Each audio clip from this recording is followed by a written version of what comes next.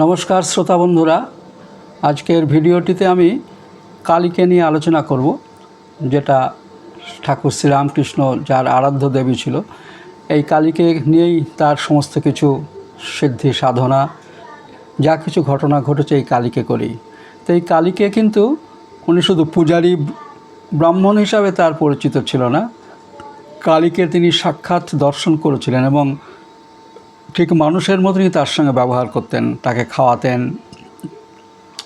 তার সঙ্গে নানান কথা বলতেন। এটা একটি সাধনার পর্ব, সেটা অন্য বিষয়ে যাব।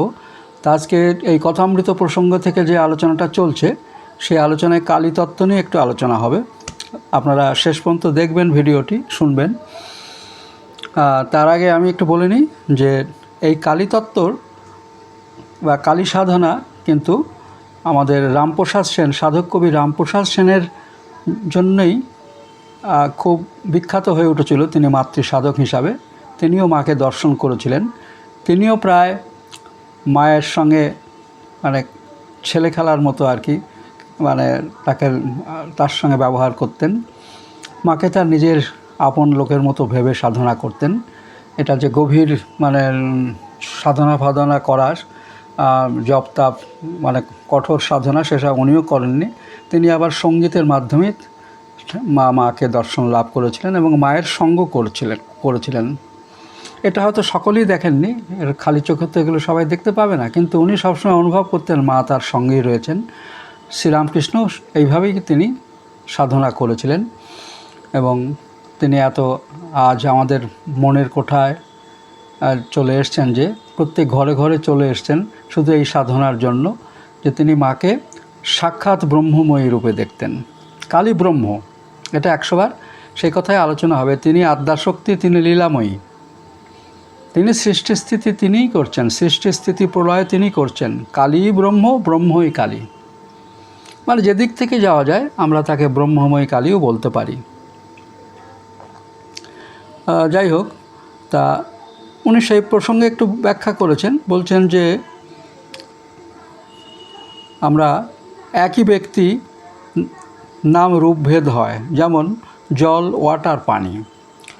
বস্তুটি একই, কিন্তু ভাবের জন্য বিভিন্ন পরিপ্রেক্ষিতে আমরা 3টি নামে অভিহিত করি, কিন্তু জলের গুণ বা জলের যে রূপ, কোনোটাই পরিবর্তন হয় না। তিনি স্বরূপত ব্রহ্মময়ের মতনই তিনি অপরিবর্তিতই থাকেন, কিন্তু আমরা বিভিন্ন নামে বলি। তো এই কালী তত্ত্বটা ঠিক এইখানেই এক কথা এটুকুই বলা যায় যে তিনি ব্রহ্মময়ী তো বটেই, আমরা এখন যে নামেই তাকে ডাকি না কেন, দুর্গাও বলতে পারি, সরস্বতী বলতে পারি, লক্ষ্মী বলতে পারি, আদতে তিনি ব্রহ্মময়ী। যেমন এই কথাটি বোঝালেন জল, ওয়াটার, পানির দৃষ্টান্ত দিয়ে। জলকে যদি ওয়াটার বলা হয়, বস্তুটি ভিন্ন হয়ে যায় না, আমাদের ভাষার পার্থক্য হয় মাত্র। কেউ জল বলি, কেউ ওয়াটার বলি, কেউ পানি বলি। কেন বলি না, আমরা যেমন শিখেছি, আমাদের যেমন সংস্কার, যেমন আমরা অভ্যস্ত, তেমনিভাবে শব্দ প্রয়োগ করি। যখন আমাদের সংস্কার অনুযায়ী আমরা দেখি তিনি জগতের সৃষ্টি স্থিতি লয় করছেন, তখন সেই দৃষ্টিকোণ থেকে আমরা তাকে বলছি শক্তি। আর যে অবস্থায় আমরা নিষ্ক্রিয় সত্তায় প্রতিষ্ঠিত, সেই অবস্থাকে লক্ষ্য করে বলছি ব্রহ্ম। শব্দগত ভেদ মাত্র, তত্ত্বগত কোনো ভেদই নেই। ধরুন একটা পাথরের শিব গড়া হয়েছে, তিনি তখন নিষ্ক্রিয়ভাবে রয়েছেন, আমরা তাকে ব্রহ্ম বলছি, কিন্তু তিনি যখন ক্রিয়া করছেন তখন হয়ে যাচ্ছে শক্তি। তারপরের কথা, কেশব বলছেন কালী কতভাবে লীলা করছেন সেই কথাগুলি একবার বলুন। যেসব শুনছেন সেসব কথা ঠাকুরের কাছে, তারই পুনরাবৃত্তি করাতে চান। আবার শুনবেন, অপর ভক্তদের শোনাবেন, কথাটি আরও আস্বাদন করবেন এই উদ্দেশ্যে। আগেই আমরা মনে রাখব ঠাকুর কালী বলতে কি বলছেন। রামপ্রসাদেরও এই ভাবের একটি কথা আছে, কালী ব্রহ্ম জেনে মর্ম, ধর্ম সব ছেড়েছি।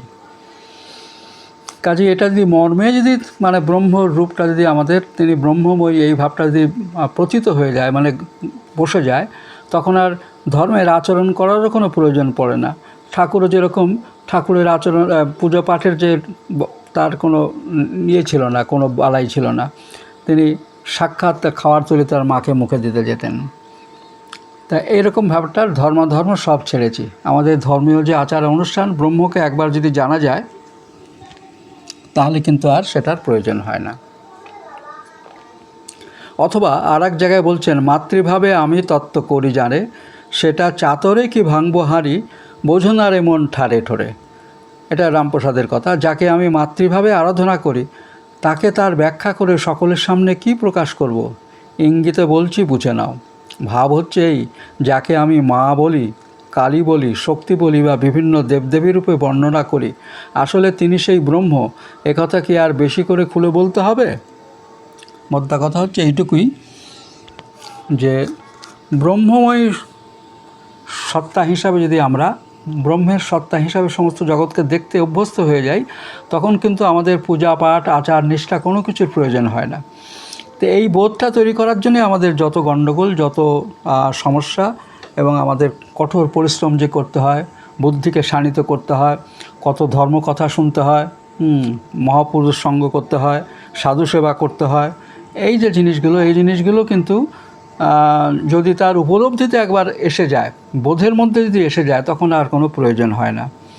এগুলো সবই কিন্তু আমাদের একটা চর্চার বিষয়, এবং এই চর্চা ছাড়া আবার কোনো কিছু পাওয়া যায় না। যেভাবেই যে করুক, চর্চা কিন্তু আমাদের করতেই হবে।